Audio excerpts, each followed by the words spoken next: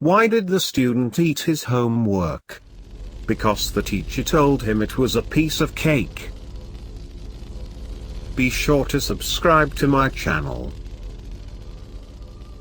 A little bit of context: I'm a 17-year-old male. I'm a junior in high school and live in northern Georgia, and I work pretty much every day after school. Pretty shitty, I know, but it's one of the only ways I can pay for my phone, gas, and my countless other hobbies. On the weekends, I of course am out of school, and I don't have work. I love to spend my time off in the wilderness. I camp, hike, fish, you name it. I love my parents because ever since I turned 16 and had my license, they let me go adventuring by myself. Anyways, ever since the pandemic started getting worse, I've been out of school, and have had fewer hours at work. However, this has also caused most campsites and hiking trails to become closed as well. Luckily, my grandpa owns a large chunk of land up in the Appalachian Mountains right next to a river. It's honestly weird that I haven't been up there before. So after weeks of boredom, I decided I would ask him if I could spend a weekend from Friday to Sunday at his property. He reluctantly agreed. One that stood out was the warning he gave me. He warned me that some of the locals near the property have seen some fucked up animals up there. I assured him I would be fine, telling him that they were just malnourished coyotes or something. I really wanted to get out in the outdoors, and I wasn't going to let some wild animals ruin it for me. But I was a tad bit nervous after hearing that, but not that much. I told my grandpa I would bring my hunting knife with me, and he agreed to let me drive up there and spend the weekend at his property. I was pumped. All of this corona shit got me really cooped up inside of my house, and I was ecstatic to finally go enjoy the great outdoors again.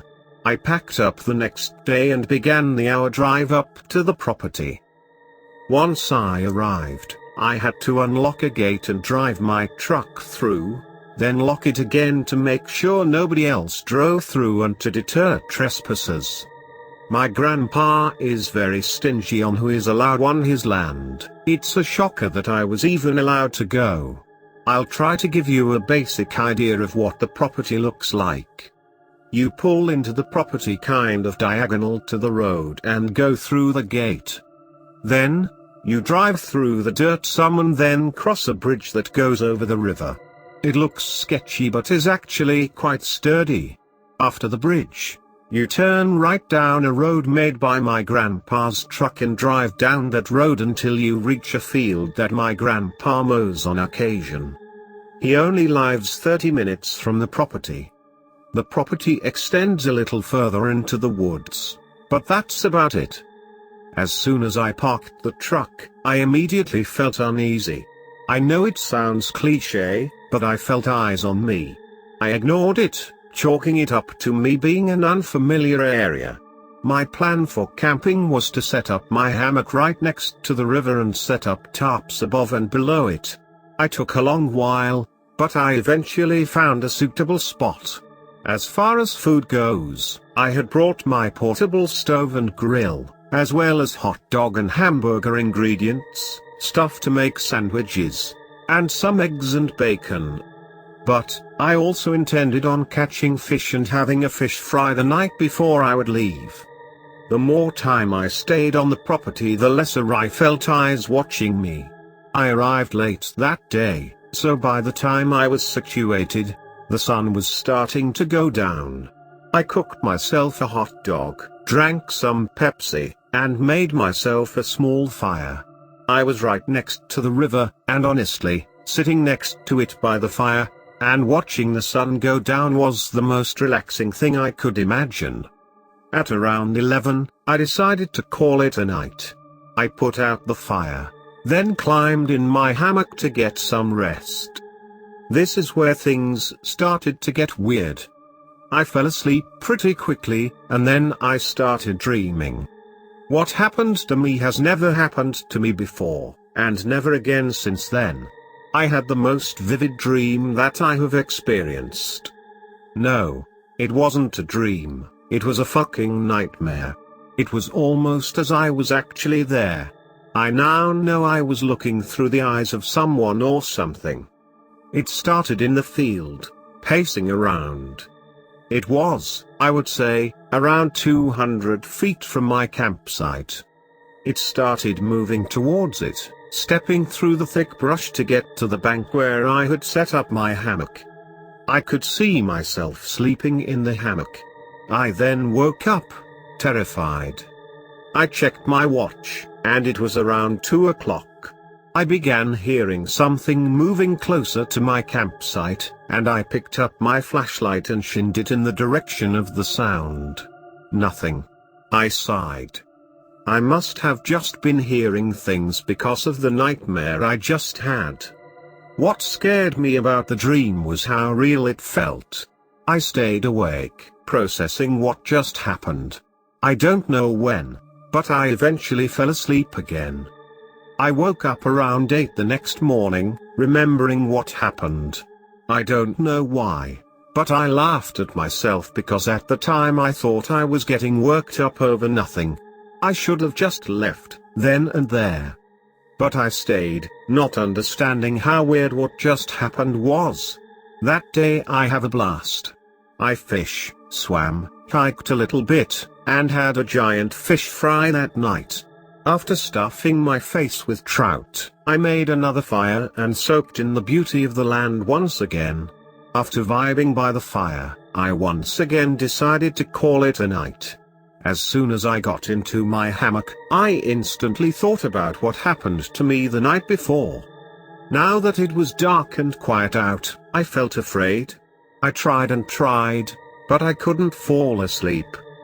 Around 1, when I was just starting to fade, I just got hit with this overwhelming amount of dread.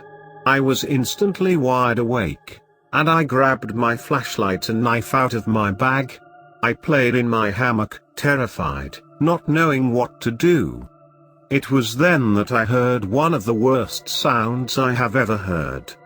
It sounded like a woman screaming like she was getting murdered, combined with this low demonic growl. God, it scares the absolute piss out of me just thinking about this. I wanted to run to my truck and get the fuck out there, but there was no way in hell I was going out there with God knows what.